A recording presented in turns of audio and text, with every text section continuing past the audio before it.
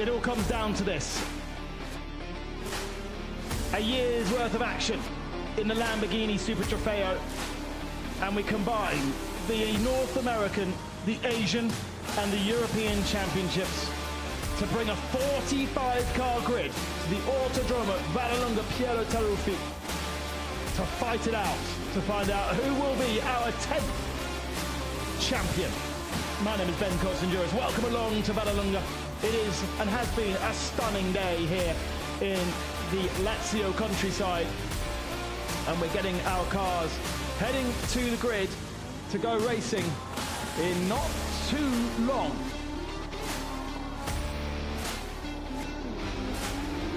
We're in Vallelunga for the third time, having been here back in 2013 for the first World Finals. We celebrated our 5th anniversary here in Vallelunga as well, and this, obviously, our 10th celebration of the Squadra Corsa. Plenty of experience, world-famous drivers on offer. But the sun is now going behind the hills here. The track and air temperatures are definitely starting to go down. And this could become a little bit more of a challenge than perhaps many of these guys have been used to across the racing so far. They have all had their 6th rounds here in Vallelunga to gain experience around the circuits. The European Championship also had their 5th round here. And so our 44-car grid all have plenty of experience, but maybe not of the cooler temperatures. Hankook have told them they all must do 2 laps before going to the grid, hence why everybody is filing out onto circuit, going round twice, and then heading onto the grid. And then we will also have 2 warm-up laps before we go racing.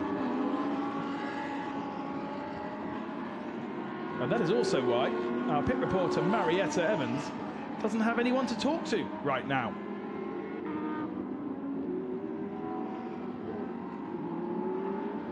I don't know whether we've got already an incident on our screens. I'm thinking it might be to do with the previous race. Yes, it is. I was about to say, how on earth have you already got an incident when we've barely gone racing? So, who are the big names then? There's one of them, Andrei Lewandowski, a 5-time European champion, but also he has seen success in the World Finals as well. Twice a champion, in Am last year on his own, but in Pro-Am back in 2019 with Karel Bash as his pro. His teammate is Loris Spinelli, and Loris Spinelli is the most experienced driver in World Finals history, has done 334 laps of World Finals racing.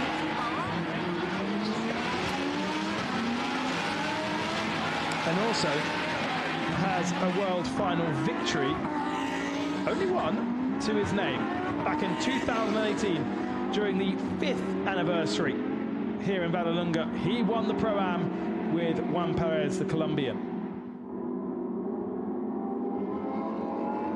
Last year, the Pro victory was won by a man who hadn't done the full season, who just fancied doing the last race because he loves motorsport. Nelson Piquet Jr. turned up, wiped the floor, and headed off into the distance. We don't have any one-timers coming back to try and do the same thing again this year. Many of our drivers, if not all of our drivers, have already had previous experience across the season, and though this, therefore, very much a world final of our champions across Europe, America, and Asia.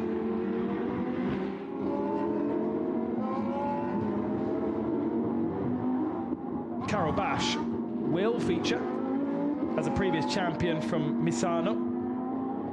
He was a champion in Pro with Mattia Michelotto, who will also feature today as teammate to Gilles Stadbader.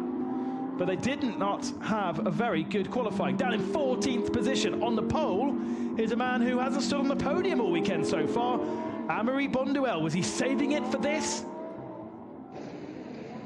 Good afternoon and welcome to the Pro-Am World Finals grid. We are about to have 44 cars just behind me, a huge grid and on pole for today. Mari Boundel, let's quickly hear from him. Mauri, after what has been an amazing season for you, what do you feel you can achieve in the World Finals? I'm super happy to start on the first row. It's the fourth pole of the season for me. Now it's very important to confirm the pace on the race.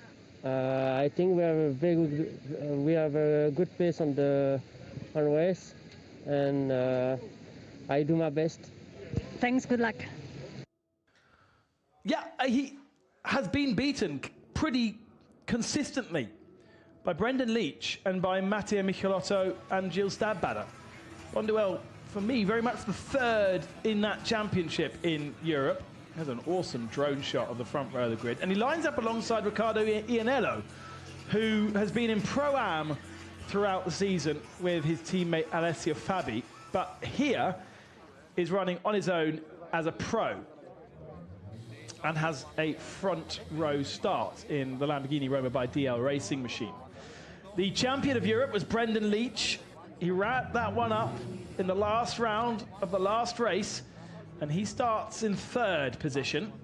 As I said before, his rival in that championship was Michelotto and Stadbader, and you have to go all the way back down to row 7 to find them. It's even further back for the champions of Asia, Marco Giltrap and Chris van der Drift. 29th position only for those two in the Pro, one of the last Pro category cars, and will be highly disappointed with that qualifying. It was very congested, 44 cars on a 4-kilometre circuit. Do the maths, not a lot of space.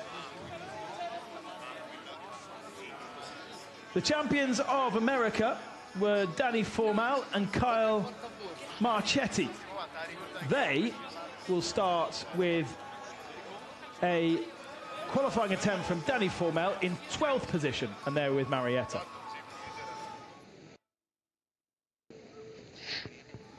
Danny, you are on row 6 today. This is perhaps not a situation you are used to face in the Super Trofeo North America. A lot of cars in front of you. How are you going to manage through traffic? Yeah, it was not an ideal qualifying for us, for sure. The Europeans just picked up a lot of pace come the World Finals out of nowhere. I had the fastest lap of the weekend before this qualifying session. Yeah, we'll give it a shot. We'll never give up.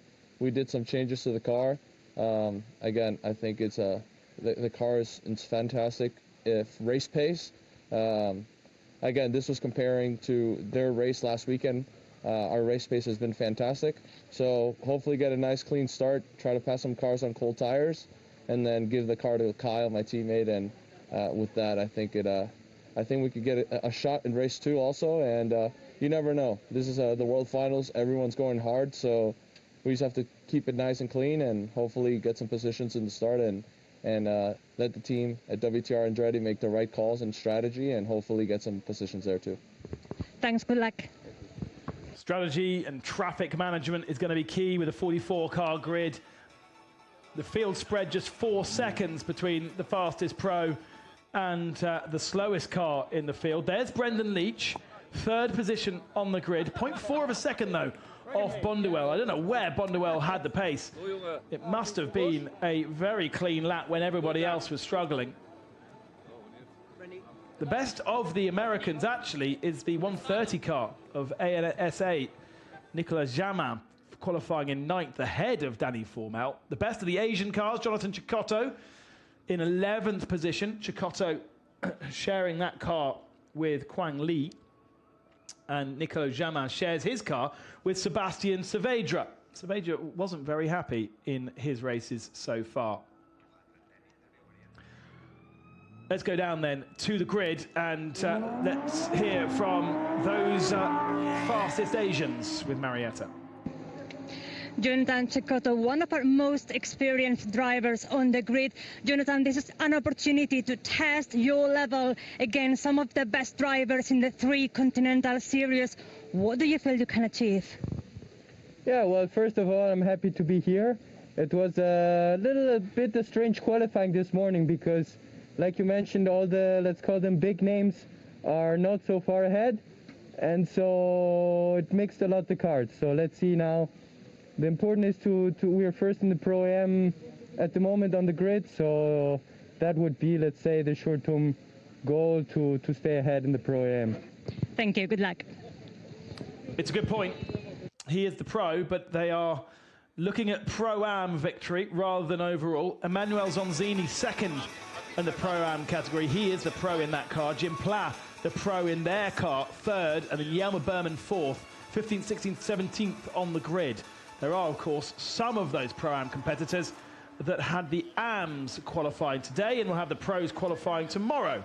And so that does mix things up quite a bit in Pro-Am. Survival is going to be key, I think, in the early runnings of this race with 44 cars. We saw a little bit of chaos, a lot of chaos across the whole 50-minute race, a little bit of chaos in the first corner in the AM and Lamborghini Cup race, where we did have one car broadside across the circuit.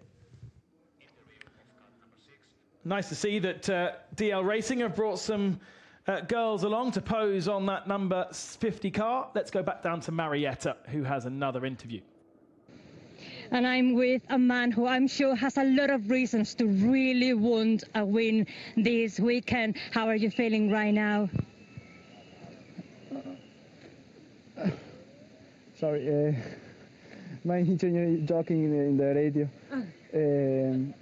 So in the start it's very hard, especially in this position, but I push a lot in the first and second lap, and I gained the position. Thank you. Well, we do know you have an amazing race pace, so good luck today. Thank you. A champion in the Italian GT Series this year for Lamborghini, and also a champion in the World Finals alongside Carol Bash back down in 2021 in Misano. There is the CEO and chairman of Automobili Lamborghini. And it's time to clear the grid and get ourselves underway. Mattia Michelotto is in unfamiliar territory down there in 14th position. Row 7 on the grid. He's talking about being aggressive. He's going to need to be aggressive at the start because he doesn't need and doesn't want to get held up in cars that are slower than him. There's been 2 people that have actually been on another level, both from VSR, Michelotto and Spinelli. Spinelli in race 1 of round 5, which was all the way back nearly a week ago, had a pace that was a second lap faster than anybody else on the track at that moment. He didn't qualify in this race. It was his teammate Lewandowski who qualified. They're down in 25th position. But both Lewandowski and Spinelli with championships, with world final victories to their name. And so they know how to do it. And it doesn't necessarily need you to win outright. Maybe a third and a third is good enough because of the chaos.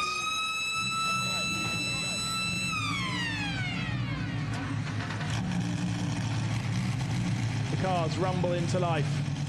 One final photo with the boss and 44 Super Trofeo cars behind him, stretching all the way around the final turn here in Vallelunga, the Roma Curva.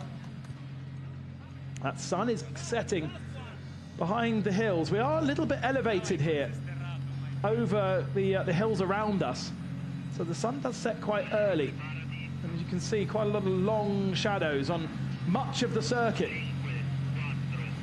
That means air temperature is dropping. That means track temperature is dropping. And we can now get ourselves underway for the warm-up laps. 2 warm-up laps, as we've had all weekend. No surprises there. Before we then go racing, we are still waiting for the green flag to fly. The lead car disappearing up the road. and giving the opportunity for these guys to get some speed up. And obviously speed and resistance means temperature.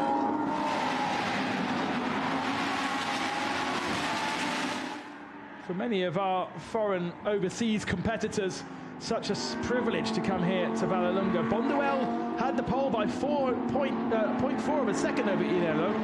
Leach and Segu are on row 2, with Tripodini and Ugo de Vilda on row 3. Took a victory at de Vilda and Testa in round 5 last Sunday. Moretti and Petrov, and then it's Jamin, the best of the Asians, and Orogiev. Chicotto and Formel. Sorry, Jamin is an American entry. Soderstrom and Michelotto. Then Zonzini and Jim Pla. Berman and Ryan Norman all the way down in 18th position, second in the American Championship. Then we've got Paulini and Persing, Lee and Bolger, he's on his own today, not sharing that car this weekend. Lewandowski only 25th position. And then Lucas Pedersen and Alex Au. That car starts on the pole position in race 2, but only 28th in race 1. Champions of Asia down in 29th position.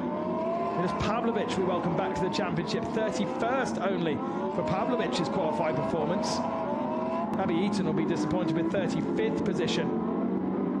Jake Walker also having a really strong American showing, but only down in 37th. The 221 Pro-Am champions of Asia choosing Oscar Lee to start in this race. They've got the champions of America alongside him, Chandra Soma. And I think Xi'an is entered on his own, is he not? No, he is sharing with Nicholas Rieger still. At the tail of the field, Martin Rieber, whose brutal fish machine was effectively written off in practice last Wednesday, and they've had to rebuild that car, and ever since it's been rebuilt, they missed round 5 totally. They just didn't have a nice feeling in round 6, which was Thursday and Friday, and they're just actually waiting to finish the weekend and go home because it feels on the edge, Martin Rieber said. Rieber and Paul Nemshov 0.7 of a second off Christopher Belomo in 42nd position, and if you go from there forwards, there are tiny gaps between everybody else. So those three at the back of the field really struggling. Belomo and his teammate Johannes Overbeck featuring at the very sharp end of the American races. So another car from K-Pax and Flying Lizards to watch out for.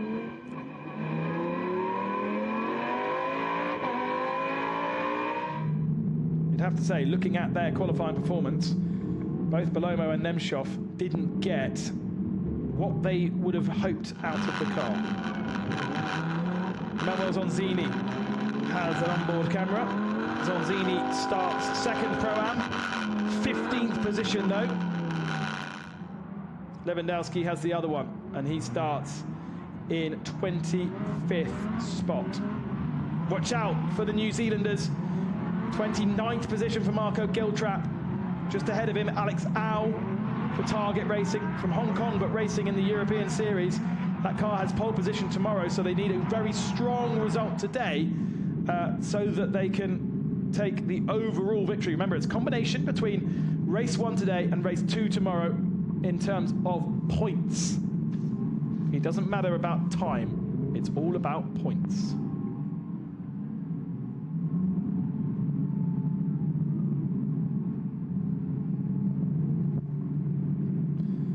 The cars rumble their way round through the stadium section here in Vallelunga.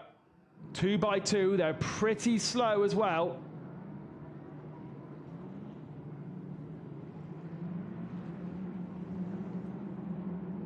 Bonduelle controlling the pace. Ianello for DL Racing on outside of him. His teammate Segu behind him. Brendan Leach in 3rd position, the New Zealander that won the European Championship. And 44 cars, the biggest ever grid for the World Finals, is about to get underway here in Vallelunga. Waiting for the green lights to go, and we go racing, and it is a very strong start from Bonduelle, who instantly slots himself into the lead of the race. Ianello second, Segu trying to go around the outside in third, but Brendan Leach has the inside line and claims that position. Further back, lots of side-by-side action. Do they all make it through the Curva Grande? Yes, they do. Leach under pressure from Segu again into Chimney 1, but he holds on to that third position. Segu drops to fourth spot, and then it's Hugo de Wilde in the yellow Iron Lynx car, who I think may, no, I thought he might have dropped a position, but he hasn't. One car losing it massively, under braking, and that is Johnny Cecotto, who may have got a little tag, and Jonathan Cecotto goes for a wild ride, keeps the car facing the right direction, as Michelotto's made up a couple of positions up to 12th spot. What about Gil Trapp? Still not showing on the first page of the timing screens. Cecotto, though, dropping down to 21st position. Gil Trapp's dropped to 31st position. Into Tornatino. Oh, there's a car spot in the middle of the pack. That's one of the VSR cars on the apex, and it's Michelotto. It's Michelotto who's now going to have to sit and wait for the whole field to go past. Yesterday, it looked like they might win the European Championship, and now he's facing the wrong direction. A tiny bit of damage to the rear diffuser. He's tried to find reverse gear, because actually that grass on the outside is banked, and so he won't be able to drive onto that.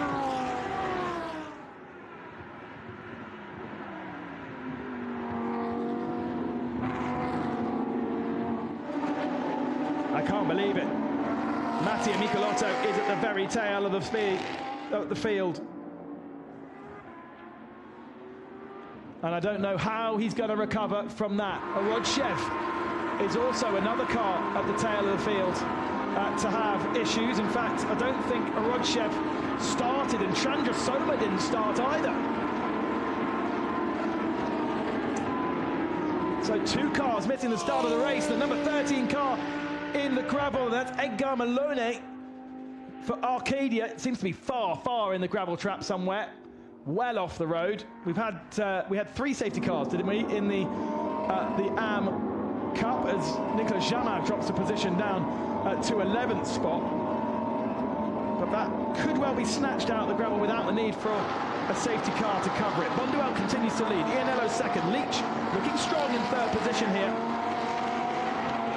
Certainly the best performance from Ianello that we've seen so far, but you see, when you've compromised your setup for another driver, it can show on your performance too. And I think Ianello and Fabi having to share a car across round 6 has meant that Ianello hasn't necessarily been able to show this kind of pace so far this weekend. Takes a massive chunk of curb through Curva Grande. The yellow flag's flying down as Brendan Leach locks up into Chimney 1. That is because it must be a car on the outside. I don't know what is flapping inside Zonzini's car. A horrible noise. Now, incident between car 130 under investigation. So there was contact between Nicolas Jamin and Mattia Michelotto. That is what race control have deciphered, and that is why Michelotto facing the wrong way.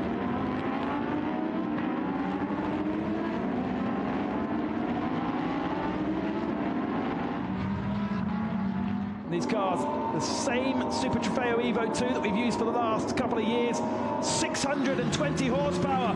Oh, and Brendan Leach has mugged in down the inside into Tornatino, and Leach is up to second position. He's seen Bonduelle getting away at the head of the field, and now it's time to start making inroads on Bonduelle's lead. A 33.0 from Bonduelle on the last lap. I'm sure it's going to be better this time. No, it's actually a 33.6 this time. And even with that pass from Leach, it's a 33.9 for him. See how he did it We've seen these passes all weekend long, and actually Leach was so close. There was not a lot of space to go down the inside. And when you do that, as you could see, he had to then use the throttle to basically do a handbrake turn to get round the such a tight hairpin there. Leach, Ianello, Segu. And then De Vilder is that yellow iron linked car. Gap to Artem Petrov. Great to have Artem back with us for VSR, one of our Lamborghini Works drivers, the Israelian. And Jamin has a time penalty for causing a collision to Michelotto. But it's only 10 seconds. Michelotto lost a huge amount more than that.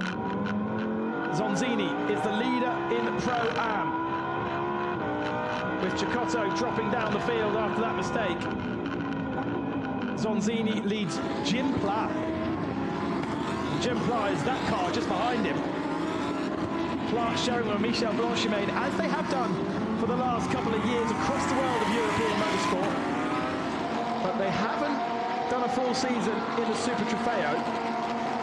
And so this really is a kind of a one-off for Pla and Blanchimade, as we saw with them in GT2. And the 130 car coming out of the pits and now getting out the way of everybody. Nicholas, oh no, sorry, that's Nicholas Jamin, actually, side by side here. Jamin's got quite a bit of damage from the contact with Michelotto. And I think that is putting him off, because he's dropping down the field, loses a position there to Zonzini, and Jim Pla will make light work of the fellow Frenchman here. Meanwhile, let's go down and have a quick word with Gilles Stadbader, who is down the pits with Marietta. Gilles, obviously not the start that you wanted. Both Mattia and you will have quite a lot of work to do on track to recover some positions. Yeah, it's a really unfortunate way to start our weekend like this, but we'll make the maximum out of it. We'll take the maximum out of this race, and then we'll see tomorrow what tomorrow brings. But we saw that the incident is under investigation. What do you think happened between your car and the 130 car? I think he got just hit from behind and he spun, and nothing to do about it, and we'll see tomorrow. But we know you have greater speed. Good luck. Thank you. He's not been very happy chappy this weekend, Gilles Stadbader. He's come here into a circuit that is a favourite of his teammate Mattia Michelotto, with way more experience than Stadbader as well, and the comparison between the two has really been in the favour of the Italian versus the Belgian. And so what Gilles Stadbader knows there is he's going to be handed over a car and have a massive amount of work to do. Be hoping for a safety car. The safety car will bunch everything up, and that will allow Michelotto potentially to get back into the mix of things.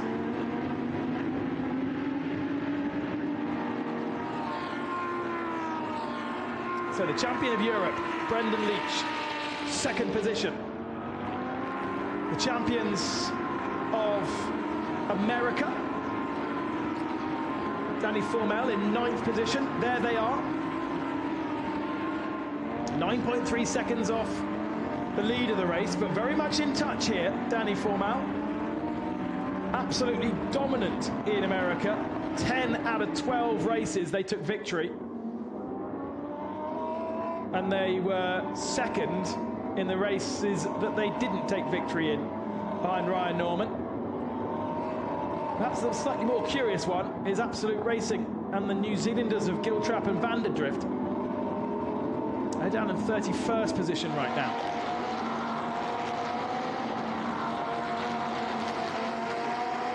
It's Petrov, Tribodini, Moretti and Formau. This little battle pack for 6th position.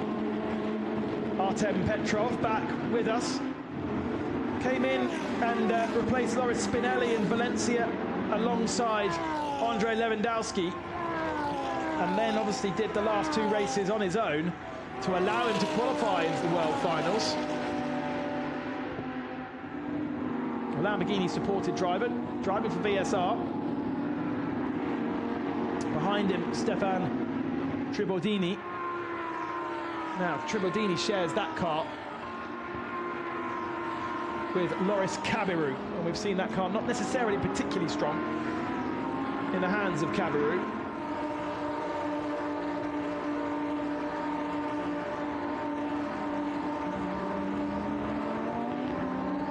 Six minutes to go before we open up the pits.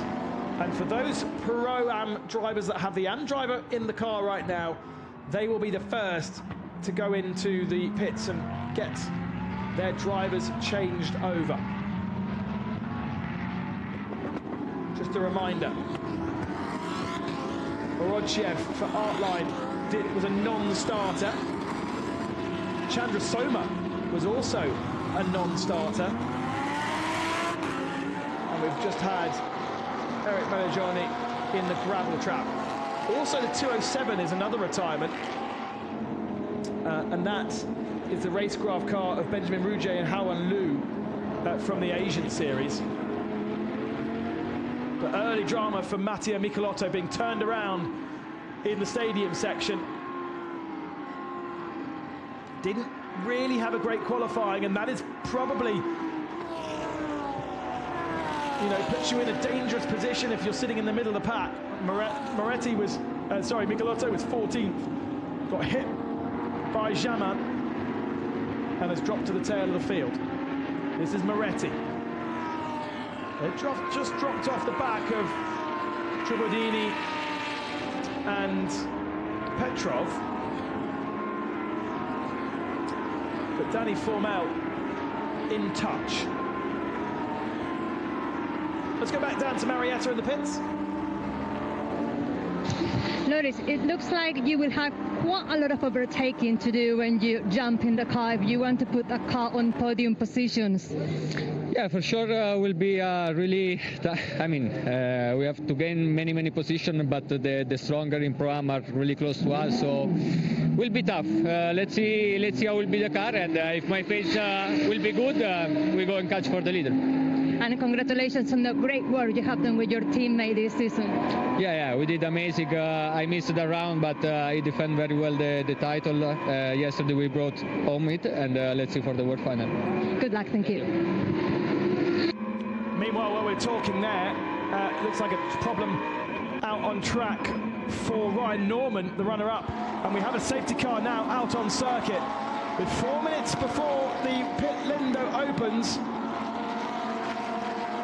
we've got Paulini and Nemshov also slow out on circuit, but Ryan Norman was the big mover, the 184 car, runner-up in the championship in America, the only other car to take victory, and there's been quite heavy damage to the back of Paulini's car actually. The rear diffuser all rather mangled, and that left rear tyre is not exactly facing in the right direction. Let's have a quick look at what happened. He's being collected. I can't see if that is Ryan Norman that's collected him. Either way, that's why we're under safety car conditions.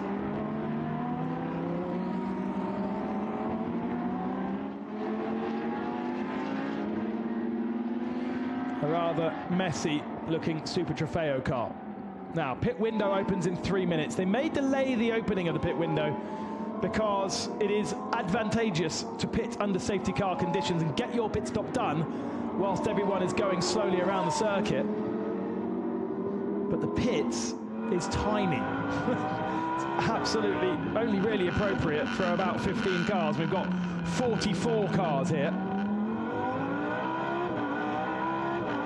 On board with Zonzini, still leading in the Pro-Am category, being followed by Jim Plau. Now Zonzini will hand over to Colombini.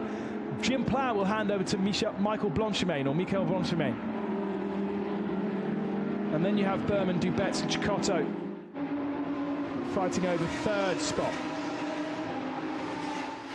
Helmet on for Spinelli. Helmet on for Chris van der Drift. Van der Drift, definitely one driver that will want to take advantage of an early pit stop. Marco Giltrap not really making much progress.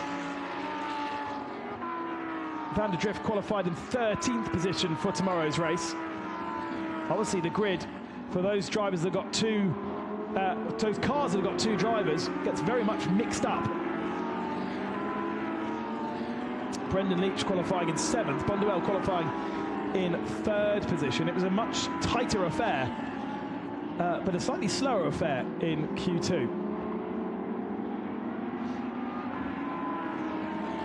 So Ryan Norman did come into the pits, I'm afraid. If you're following the Wayne Taylor Racing by Andretti Autosports team, looks like Ryan Norman is out. Cecotto has also brought his car into the pit, so he'll be out of the race because that's still outside the pit window. We've still got 1 minute and 13 seconds before the window opens.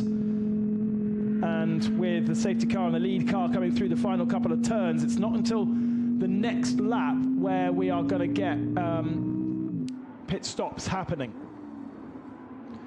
What they might try and do is have a slow safety car lap and then release the cars to go back racing at the same time as the window opens. There's a couple of cars at the back of the field that could actually take advantage. They're so far behind the queue, so the window's going to open in 30 seconds, and for the likes of the 141 machine, for instance, of Paul Nemchoff, he hasn't actually caught the train yet. So Nemchoff and Bellomo may, and Michelotto, although they wouldn't want to pit Michelotto, I don't think, they might be able to come into the pits here. Let's have a quick look. 10 seconds remaining of the window. Some quite audacious helmets out there, in the paddock.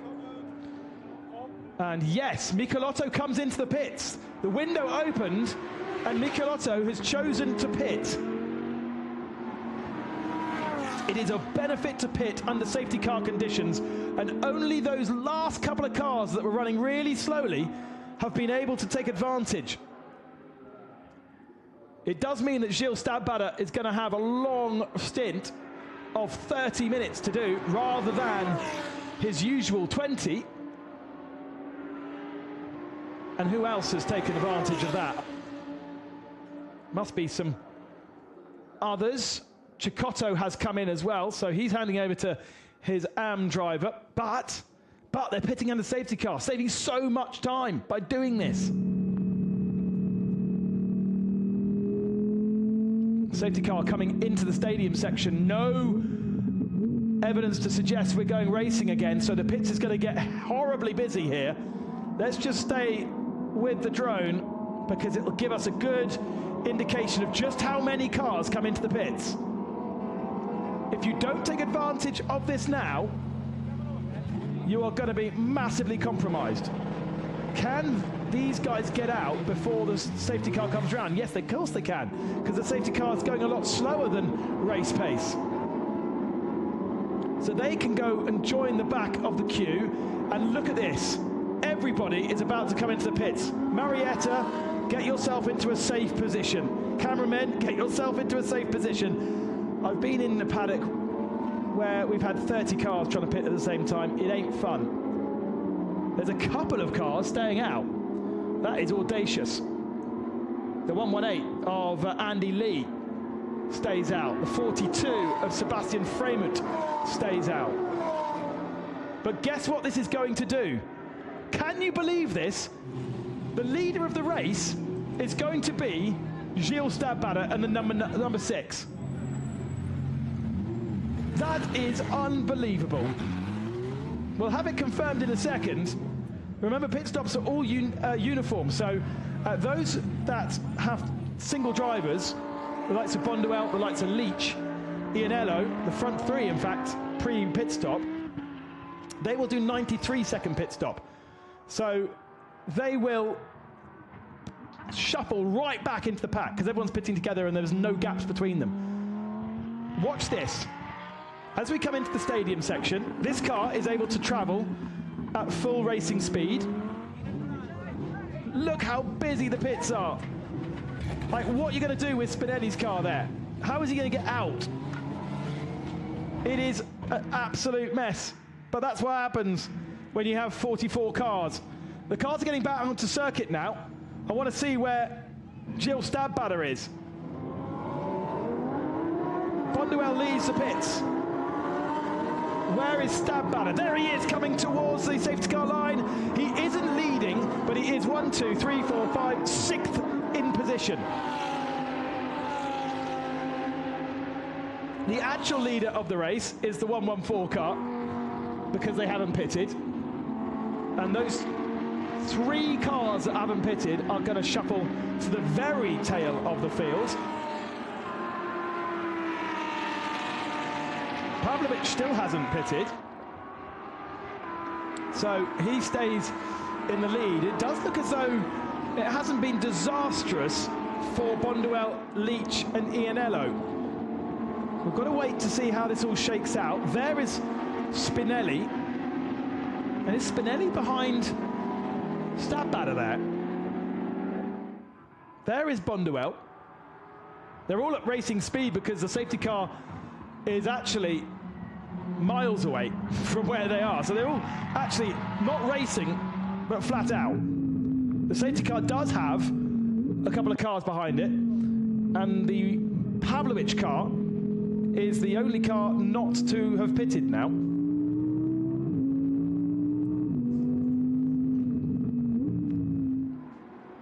What a stroke of luck for the number 6. Pit exit of car 6 under investigation. Has Stadbader gone over the white line when he left the pits? I can't believe he would have done. We're going to get the order now as the last couple of cars to their pit stops. Pavlovic has not pitted but leads the race. You've got Bonduelle, who has stayed in second in the lead of the race somehow. Whether he had a short pit stop or not is not data that I have at my fingertips. Cabarrou is in second position. So that's a car that was driven by Tribadini. Balthazar has jumped up and taken over from Moretti. Leach, therefore, has lost a couple of positions. Iannello has lost a couple of positions. And then it's Stadbader. Can you believe it? Gilles Stadbader, Mattia Michelotto, dead last. Because they were last, the safety car comes out, the pit window opens before they come to the pit stop, and they are able to pit 1 lap longer, earlier than everybody else. Formel is in the World Finals. Danny Formel handing over to Marcelli. They are 10th, and Van der Drift is down in 25th position. Let's go down to Mattia Michelotto, who must be counting his lucky stars, Marietta. Mattia, first of all, could you tell us what happened after the race start with that incident? Yes, in Tornantino, I don't know who, but pushed me a lot. But the mine engineer told me slow down, and go in the pit lane, and amazing job, the team. Thank you. It looked like your race was nearly lost, but we just had a very crazy pit stop and change of driver situation, so you may still be able to recover some positions. I don't understand, sir. Your car may still be able to recover some positions because everything is changing now. Yes, they stop now before the other cars, and amazing job. Thanks. It's not over until it's over. Thank you.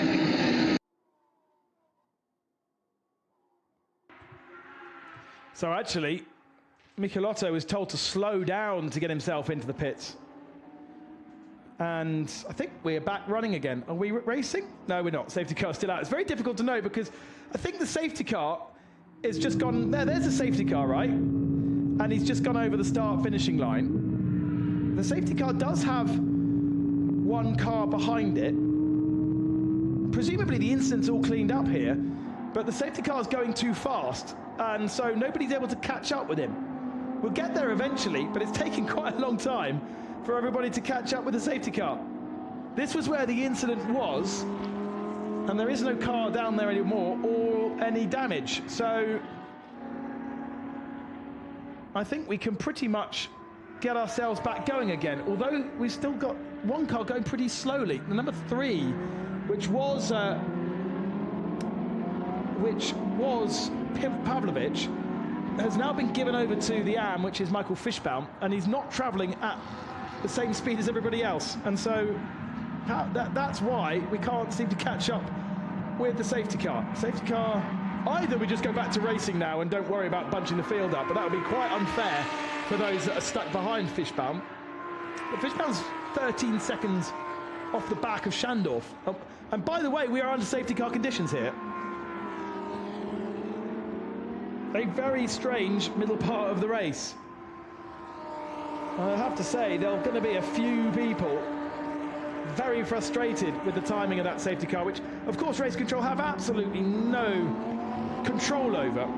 What we do see in these type of races sometimes is that the pit window is moved so that it doesn't coincide with the safety car. So you don't open the pits at all. Then that makes it fair. And you can also keep the pit window shut until we go back for green flag racing and then open it and shift it. But only if the regulations allow you to do so. There's safety car on the left-hand side. And look how many cars, there's only 3 cars behind it. There's no way we're going to go racing here until we get everybody back together again. We've only got 20 minutes remaining. We're about to shut the pits, but that doesn't really matter because everyone is pitted.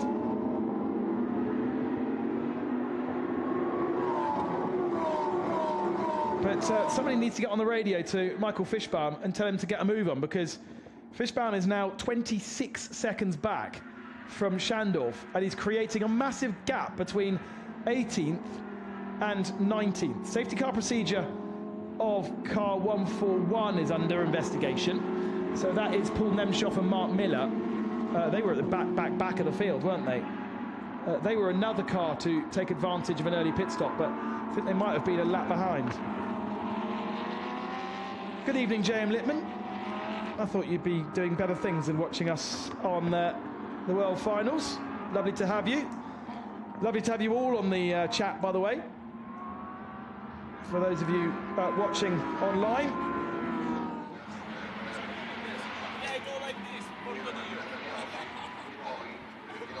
I don't know what Danny Formel is implying, but I'm guessing he had quite a busy race.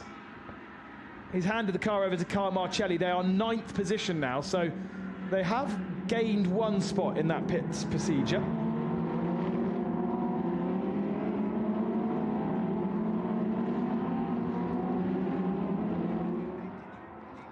Whilst we sort ourselves out, oh, safety car lights are off. So we are going to go racing again. I've just seen the lights are off. Race control hasn't told us yet, unless they failed. Marietta wants to have a quick interview, so let's go down to the pits. Jim, we just saw very crazy scenes during the changing of the driver, and right now it looks like your car is leading in Pro-Am. Yeah. I took a good start. Then I was a bit lucky in the hairpin where I think Michelotto, I don't know who, spun. I could avoid it, so then my team was good, and we did a great pit stop. So now we are P1 and leading the class. Hopefully we can keep this position, but yeah, anyway, still I think 50 minutes to go, so yeah, finger crossed and we will see. Good luck. 18 minutes remaining, we go back to green flag racing. Amaury Bonduel has a bit of traffic ahead of him that weren't released behind the safety car, so that's difficult work for himself to do. He's got Loris Carabello right on his tail. The back marker almost takes to the grass to get out of the way. Balthazar is the next one to come through the traffic and is already on the tail of Loris Cabarrou. Bonduel, Cabarrou, then Balthazar. Then there's a small gap to Leach, and race control is asking the team manager of the number 6 car to head to the stewards. So all is not well with the BSR team, even if they've got themselves right back up into the mix of things. Got one more bit of traffic to sort out as well. That is the car of actually can't tell, as down the inside goes Leach on Balthazar. This should be a move done. Actually, Balthazar's going to have the inside line to the next corner, so it might not be done. And Brendan Leach needs to actually get back into line here. Yeah, he does so, because Ian Ello would have come straight through with no invitation necessary. The field did not bunch up, by the way, and so there is a massive gap between 18th position position Betterer and 19th position Fischbaum. If you're behind Fischbaum, you're now half a lap behind. Gutted for all those guys, including Chris van der Drift, who's in there as our Asian champion, and that has absolutely ruined his opportunity to get onto the tail of this group. Although, of course, with 15 minutes remaining, anything can happen.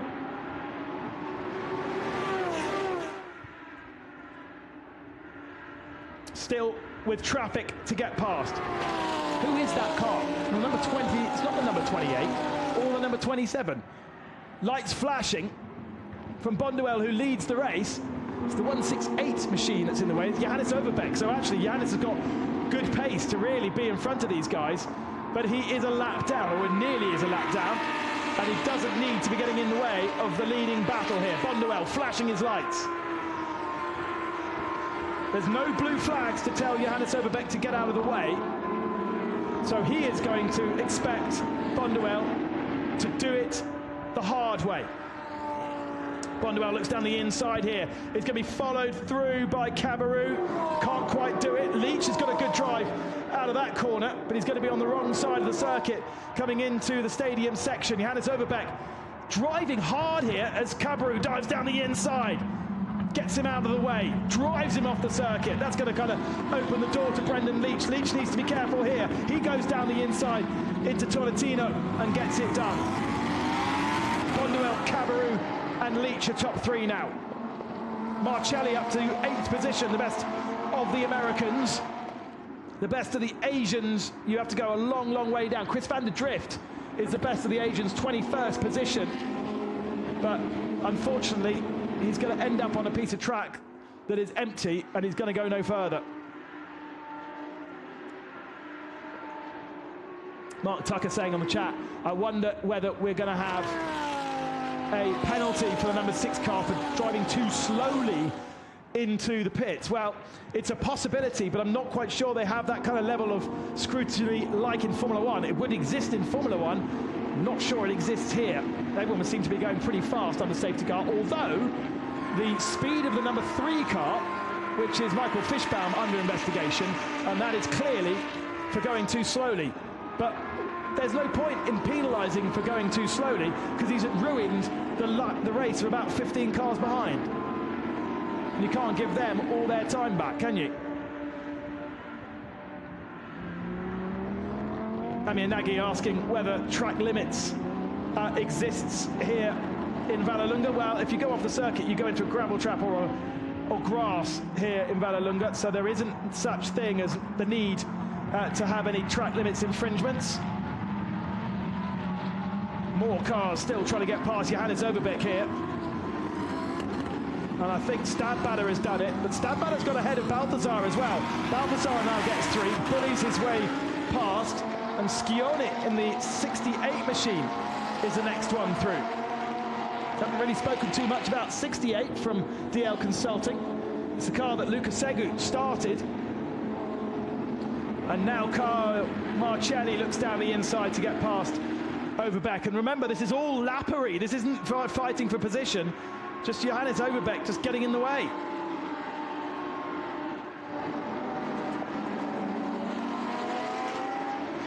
Further back, Betterer.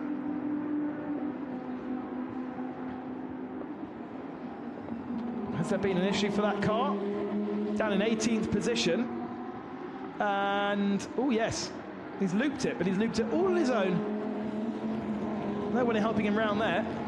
It's a very, very tight corner. Now, penalties are starting to be applied for pit stop infringements. This is being under the time.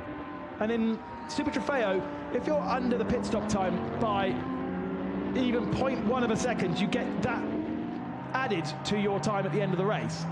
And it seems as though here in Vallelunga, everybody is just accepting that. And there doesn't seem to be any scrutiny, really, to making sure you're actually over the 90-second limit. So Bonduel has a small penalty.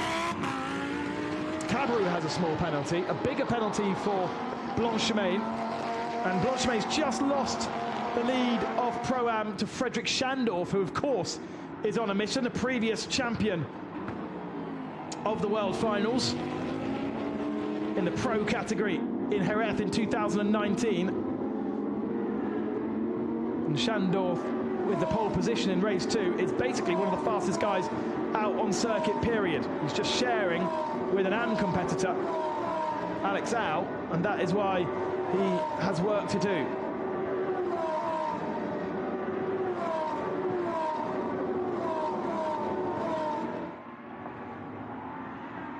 11.5 minutes remaining. Bonduelle has an advantage of 2 seconds. I don't know where this pace has come from, because Bonduelle was not this fast for the last 4 races that we've had here. Remember, round 5 last Sunday was here in Vallelunga. 2 races in one day.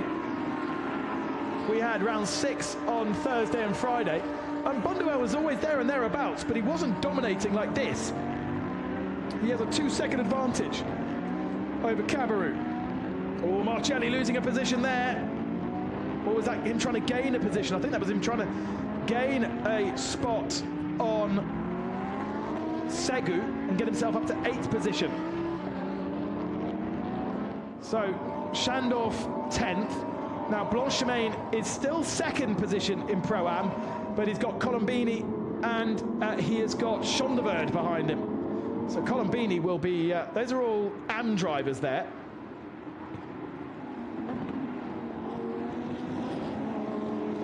Billy van der Drift on the chat, totally agree with you. Not sure what is going on. And you know exactly the kind of expressions that will be going on in the paddocks from half of the field.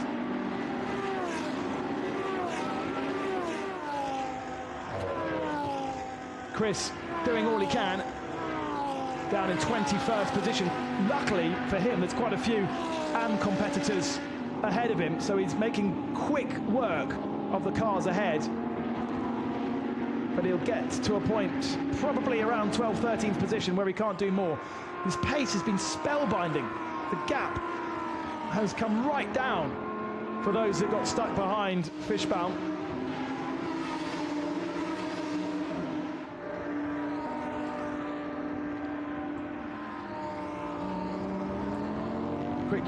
Quick answer to Kieran James on the chat. Yeah, all cars the same spec in terms of engine. 620 brake horsepower. The cars weighing 1,270 kilos. This year with Hankook tyres. They've been on Pirellis for the first 9 years of the Super Trofeo. 5.2 litre engine in the Super Trofeo Evo 2 cars. V10 and Epic.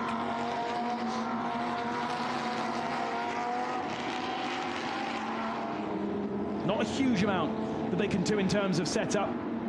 Damper clicks, a little bit of aero, but not a huge amount. And of course, the big thing is tyre pressures, especially as the air temperature goes down. Now, Largan Ali has been given a 10-second time penalty for causing a collision. The number 9 machine, whether it was Largin or Oliver Soderstrom who did that. There's so many penalties coming through, as you can see at the bottom of the screen. There's a really good little battle going on as well, isn't it?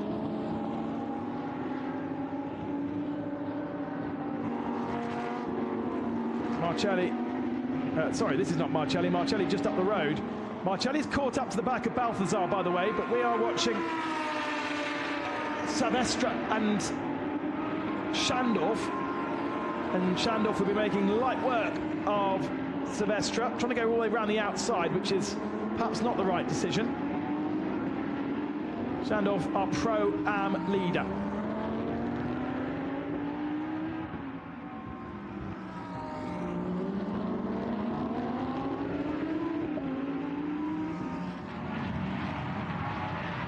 Lots and lots going on with 7.5 minutes remaining. Bonduelle leads by 1.6 seconds, but Brendan Leach is getting onto the back of Loris Cabarrus in 2nd position.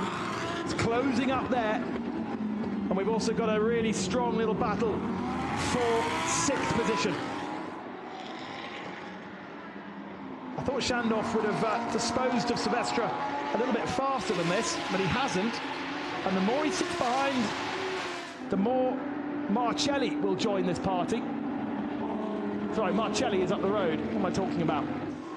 Marcelli, Scioni and Balthazar are battling just ahead of these two. But it is cementing Schandorf and Au into a Pro-Am lead that they would have really wished for last Sunday.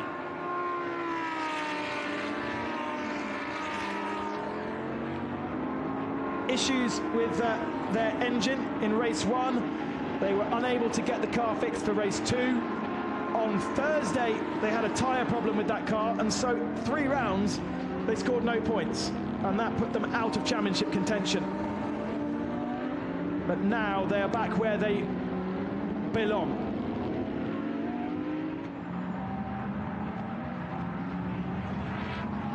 Now the Pro-Am Championship, of course, Spinelli and Lewandowski, and I think Spinelli was also stuck in the queue of cars behind Fischbaum, and so Spinelli sits 19th. He's just ahead of Chris van der Drift. And there's another drift.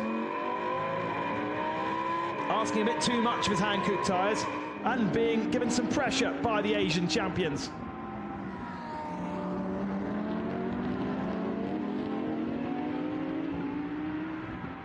Now Adam Crossfire saying lots of penalties for the number 6 car. Is that true?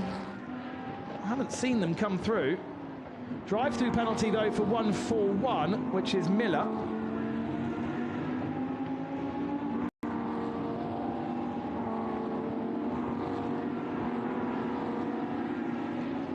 Not sure what Miller had done, although actually that had Nemshop in the car earlier, so that's to do with the pit lane, isn't it? There is the battle for second position, Cabarrou versus Leach. With just under 5 minutes remaining now. Oh, thank you, Mark. Car 6 with a drive-through penalty. Well, we thought that they had done something clever, but unfortunately, it looks like they're going to be penalised, and at least the field is spread out for a drive-through penalty to not lose too much.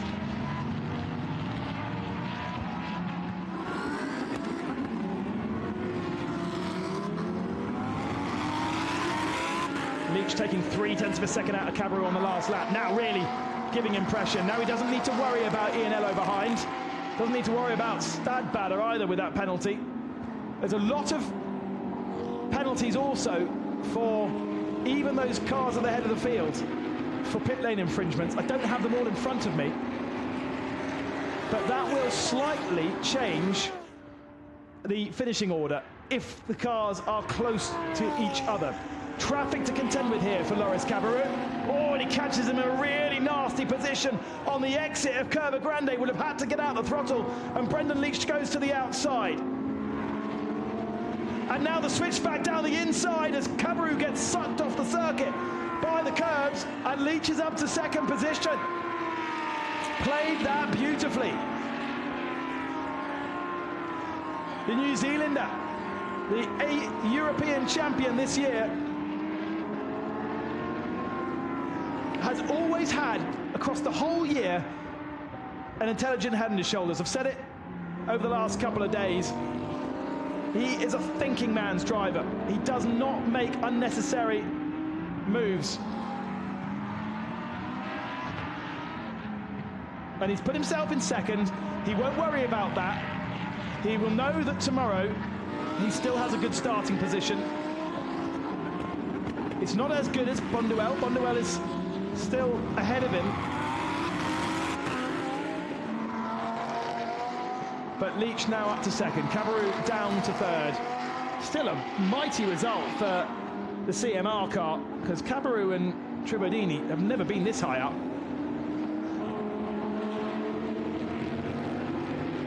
Now, nothing much changing in Pro-Am. Blanchimel still ahead of Colombini and Schondeverd for 13th, 14th and 15th, would you believe?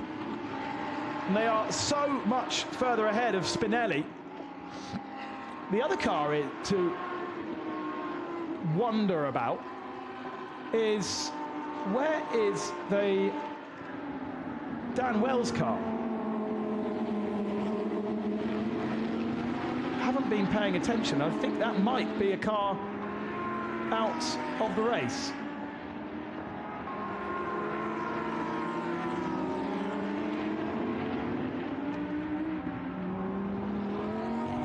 Two, 2-1.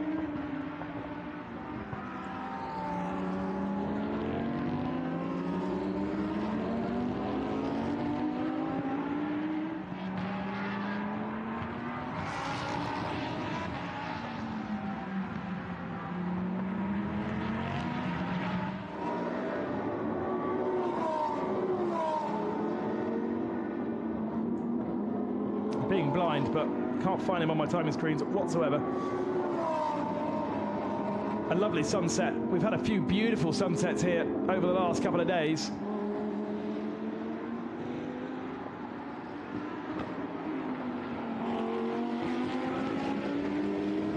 And we are coming to the end of our first race. A bit of a dive bomb to get past some traffic for Silvestre. Shandorf's still there behind, and that's because he doesn't need to.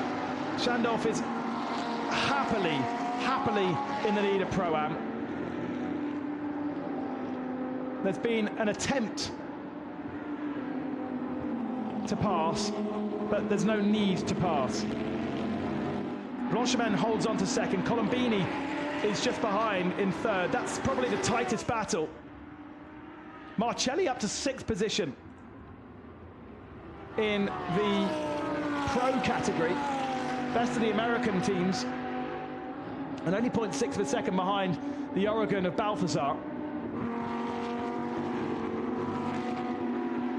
There's still quite a lot shaken out further back. I think the 2-2-1 was a non-starter, because I absolutely cannot find him anywhere. It was a car that I was expecting to see move up through the field, although of course my timing screens only show me a certain amount.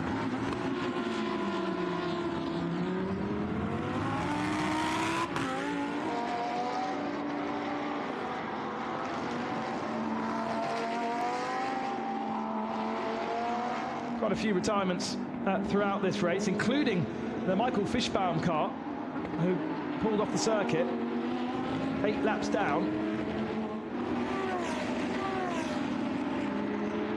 Over the line though, Bonduelle leads. Bonduelle takes victory. Leach in second, Cabarrou in third.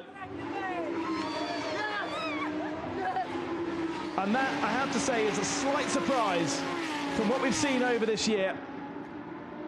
Bonduelle has controlled that race from start to finish in expert fashion and suddenly becomes a contender for the world final victory. Shandorf takes victory in Pro-Am, and so heavily deserved after such a disastrous couple of races here in Vallelunga. It's going to be Michael Blanchemin, I think, who is going to get second in Pro-Am. He does lose a couple of positions on the last lap. Oh no! What's happened to Michel Blanchemin? Blanchemin's out. Colombini up to second in class. Chondevord up to third. And there must be a Super Trofeo car on the side of the circuit somewhere. Blanchemin was second position. He's now taken the checkered flag. And it seems as though he might have had a penalty anyway. But Blanchemin drops to the tail of the field. Now, we do need to get timing screens updated, because there's lots of penalties to be handed out to fast and slow pit stops. So let's just give it 2 seconds before we confirm the results post penalties. But I don't think it's going to affect anything too much at the head of the field. What on earth happened to Michel Blanchemin? In fact, timing screens are suggesting that Michel Blanchemin didn't finish the last lap. He went a whole lap down. His last lap time was 2 minutes. No, he didn't. He had a problem. Michel Blanchemin had a problem in the final sector of the lap.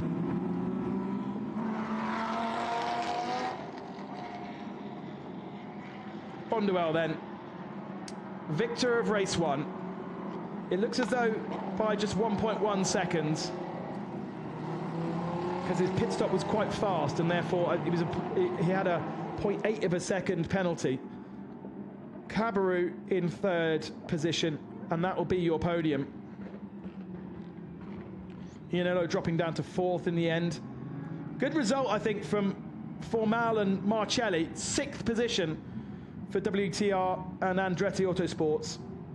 And the best Asian competitor was Chris van der Drift in the end. Van der Drift ending up in 18th spot, 50 seconds back. But I think he could have been up in 8th or 9th had he not been held up during the pit stop sequence. Loris Spinelli, he was driving with. Spinelli ended up 15th spot, but off the podium, Spinelli. And there is Nicolas Chondevaux coming through shot, who ends up on the podium. Always comes good for those guys at the end, and there's always mad drama on the last lap. There was no shots that we could show you of cars off the circuit in the final sector. And of course we were having the last couple of cars come over the line, but that is quite a drama for Jim Platt and Michel Blanchemain, who are, as I say, kind of visitors to the championship for the last couple of rounds. But we're in a really strong position, and Blanchemain had held on to that second spot in the whole of his stint under pressure from Colombini and Chondevaux. Now, there is an investigation going on. It looks as though there might have been contact. I'm afraid car 32, which doesn't exist, is under investigation for contact with 92, which is Blanchemain. But there is the celebrations for CMR, for Bonduelle. That is quite an achievement.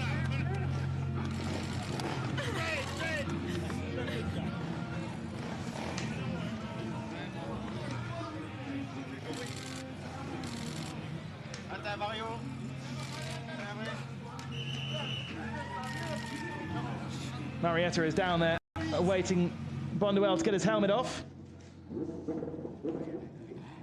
And apparently is ready. Let's go down and chat to our victor then.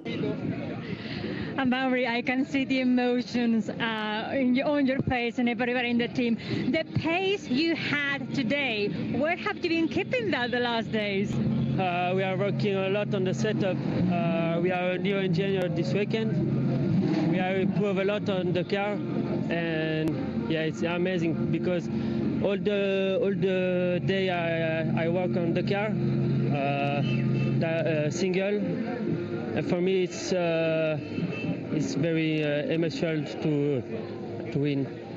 How much did it help that you had the opportunity to do so many races on this racetrack before the World Final? It's like you have been improving day after day until you got here today. We are trying all the day to have this car. Now I'm sure we have a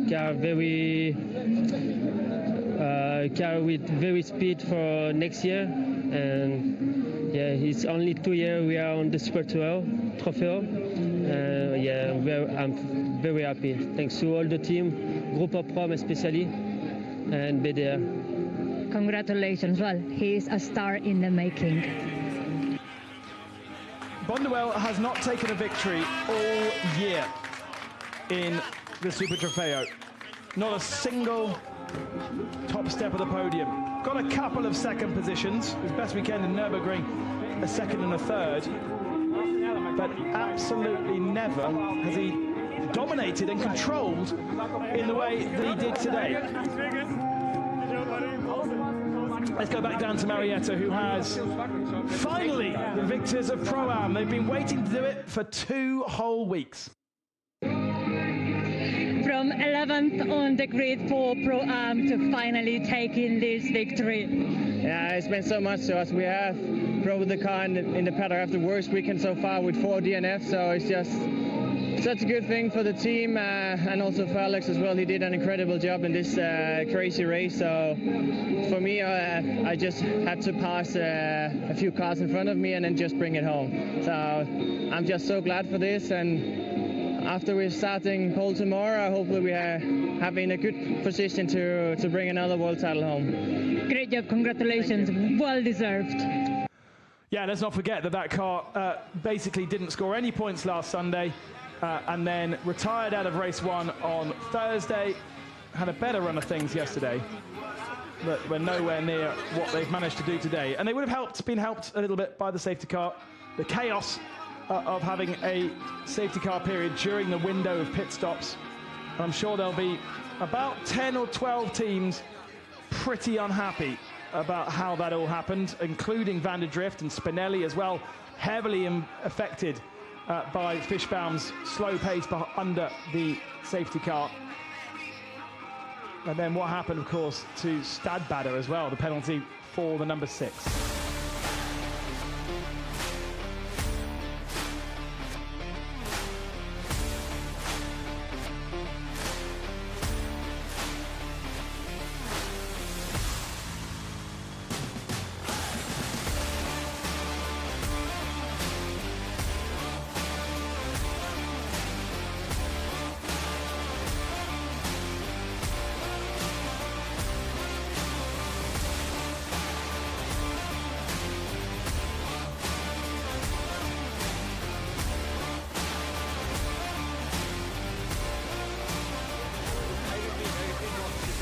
You can go, eh? We're ready for the second podium of this fantastic World Finals 2023. It's time for Rowan Brothers bringing in the third place.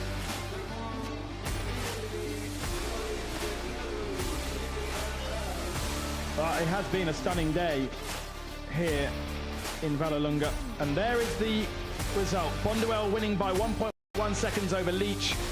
Best result for CMR in 3rd position, and then Ianello 4th.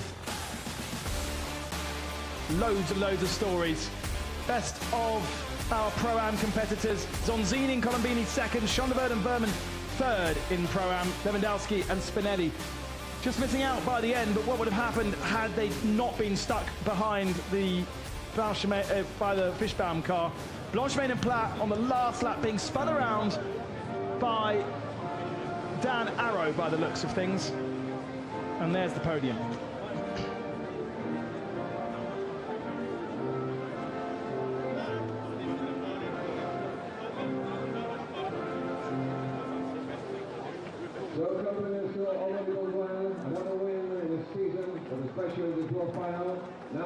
Amory Bonduelle, first win of his season with a new engine, interestingly, and I wonder whether that just gave him a little bit extra around the back end of the circuit. And Brendan Lee doing what Brendan Lee did all year. He never necessarily went for the overall victory. He was happy sitting in 2nd position for much of the year, but it gave him victory in the end.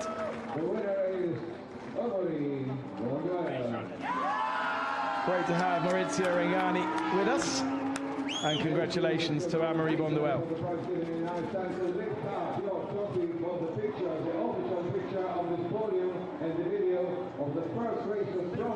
These guys, of course, will be racing tomorrow, the final race of our program. And make sure you do join us across the weekend. Race 2 will be at 2:45 for the Pro and Pro-Ams. The AM and Lamborghini Cup at midday local time here in Vallelunga, Italy.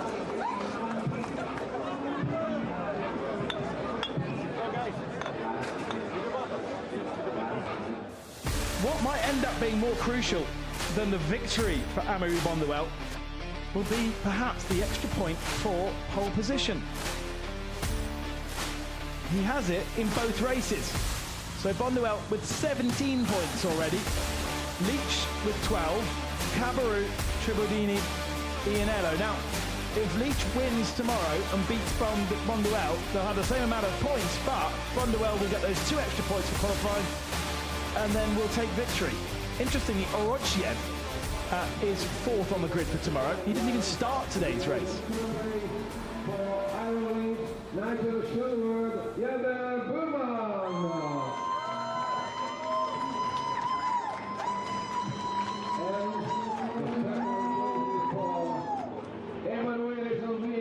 And so to the Pro-Am category, and Jim Platt and Michael Blanchemain are going to be so gutted. There's been a 10-second penalty given to them, given to the car 33, so Dan Arrow, for causing a collision, and that turned around Blanchemain and dropped him 20 seconds. He dropped from second position down to sixth position in class. Schandorf and Al, Colombini and Zonzini, Schondebird and Jelmer Berman.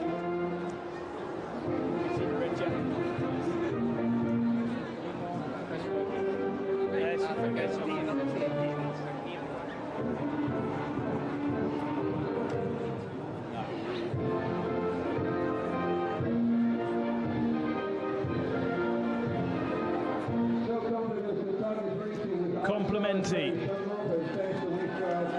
to Frederick Schandorf and Alex Al. Schandorf, a previous Pro World Finals champion back in 2019.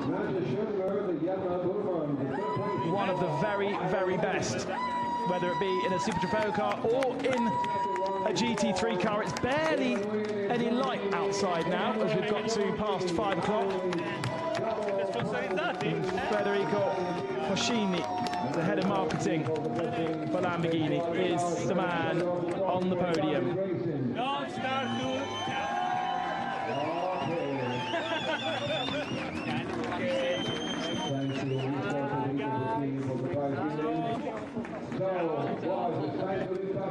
Entirely sure why you needed to move the champagne away from Alex Au and Schandorf, but either way, keeps him safe and dry, and he can get off the podium before the celebrations begin, although they might well take their carbon champagne elsewhere. It is champagne, and it is well sprayed this evening by our Pro-Am drivers. The award ceremony coming up this evening in the Congress Centre here in Vallelunga. There may be a few sore heads tomorrow morning. Not for the drivers, though. They will be sharp as a razor for tomorrow's races.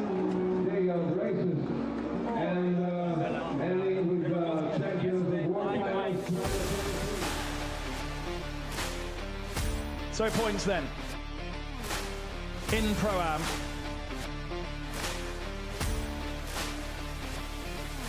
Au and Schandorf with 16, because Schandorf has the pole position for tomorrow's race. Colombini, Berman and Schondebird, Lewandowski and Spinelli fourth. An uphill struggle for those two if they want to take the World Finals victory. But it's all about the Europeans in Pro-Am. Thank you so much for joining us across today's action as the sun sets here in Vallelunga. We've got some VIP laps to continue to go on, but we will see you at 11:55 local time for Am and Lamborghini Cup, 2:30 for the main Pro and Pro-Ams, the final day of action from Vallelunga. Bye-bye.